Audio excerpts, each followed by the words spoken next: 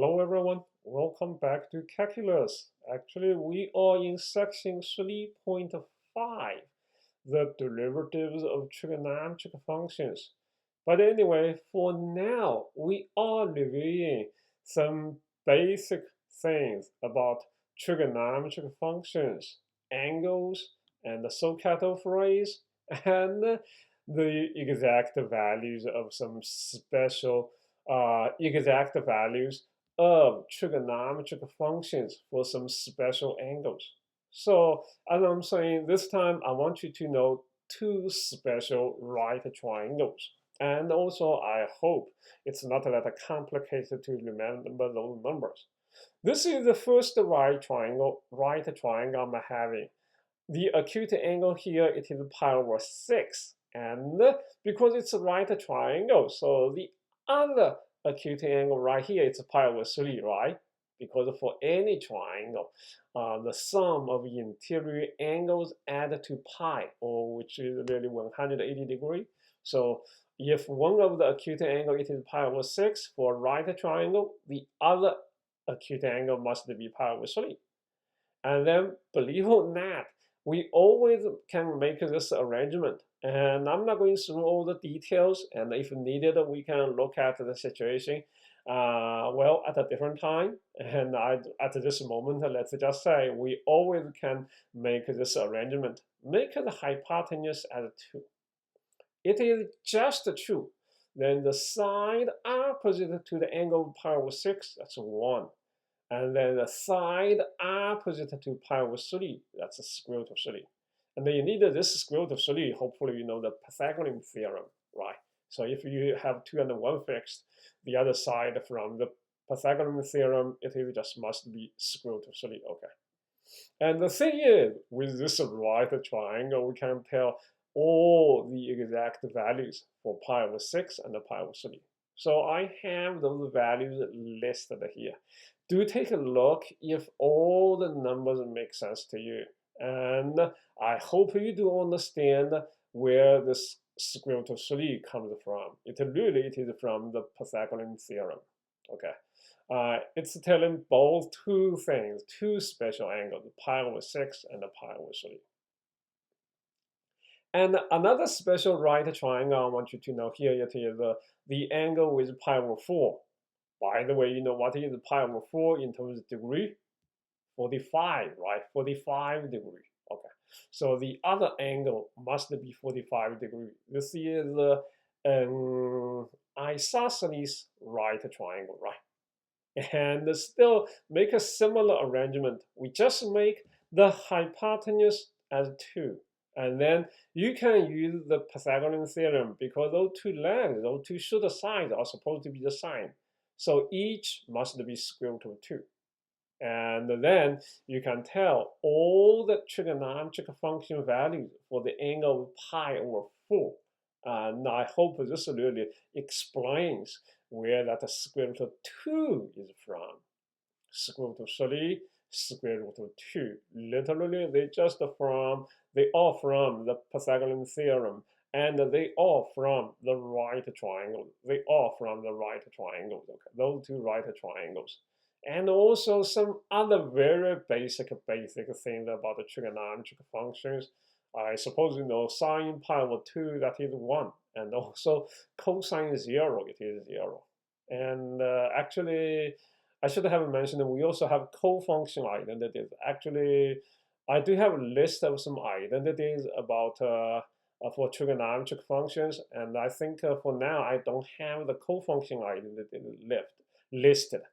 I will add co-function identities on my notes later. Okay. At least for now, I suppose you know sine pi over 2 and the cosine 0, they are the same. And then sine 0 and the cosine pi over 2, they are the same. That's 0.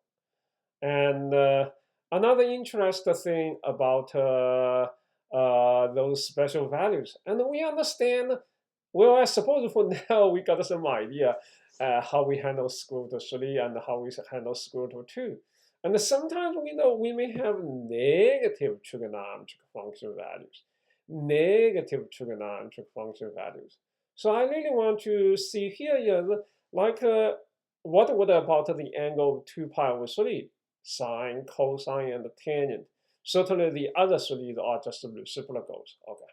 So for this angle of 2 pi over 3, I want to say you may want to use a rough sketch like what I did here.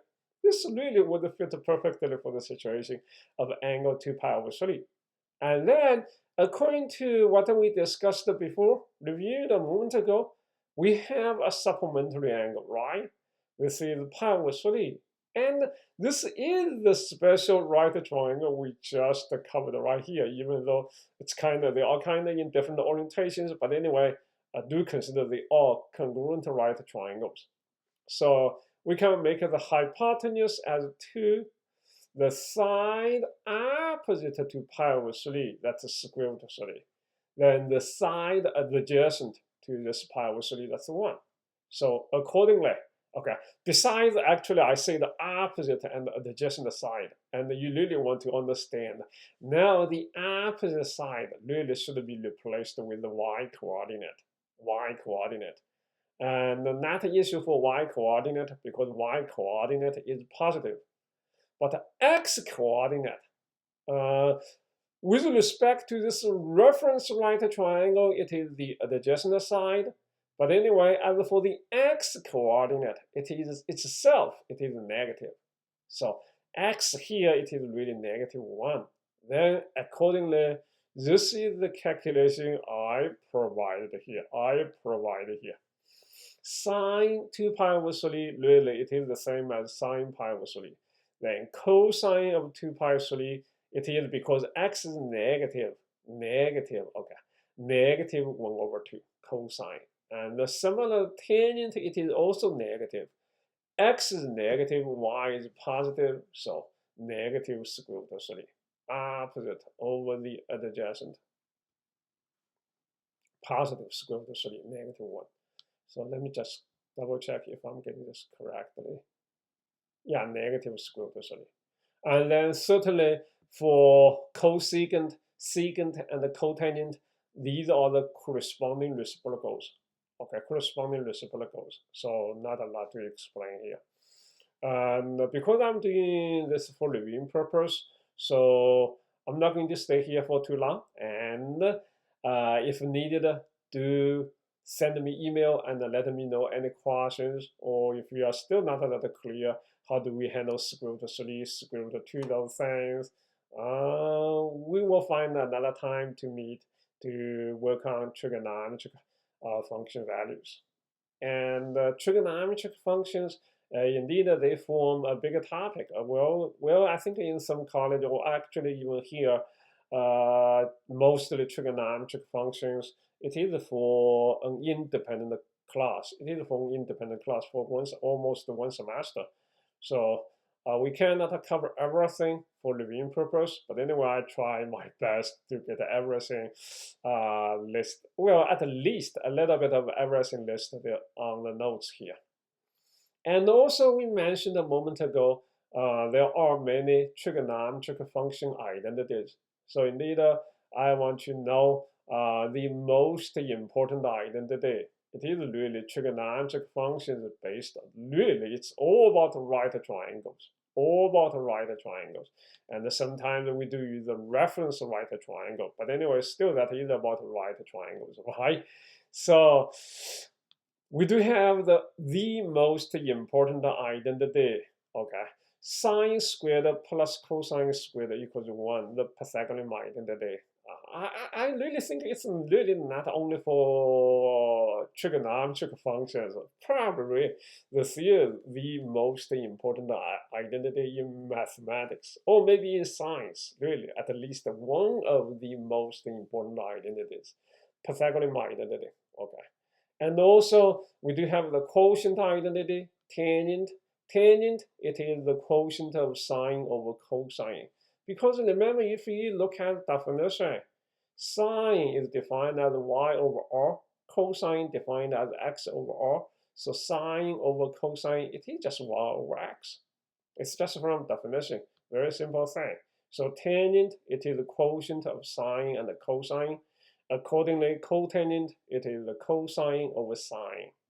And also, actually, already listed those reciprocal identities. Okay, reciprocal of sine tends to be cosecant. Reciprocal of cosine tends to be secant. Reciprocal of tangent tends to be cotangent. And also, I do have a little more identities listed here.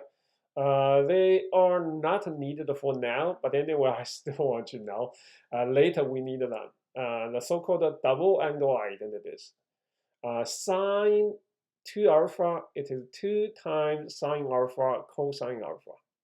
And then cosine 2 alpha, it tends to be cosine squared of alpha minus sine squared of alpha. And also, I do have two equivalent forms for the double angle identity of cosine 2 alpha. Because of Pythagorean identity, you know Pythagorean identity? Well, I suppose you do, right? It is about the sine squared plus cosine squared.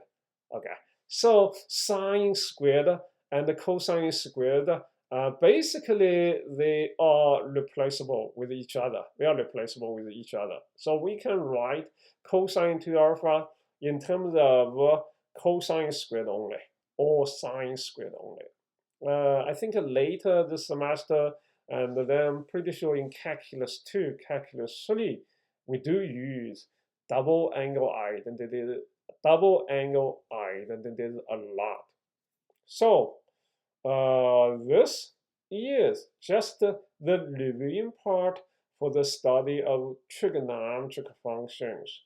Thank you for watching.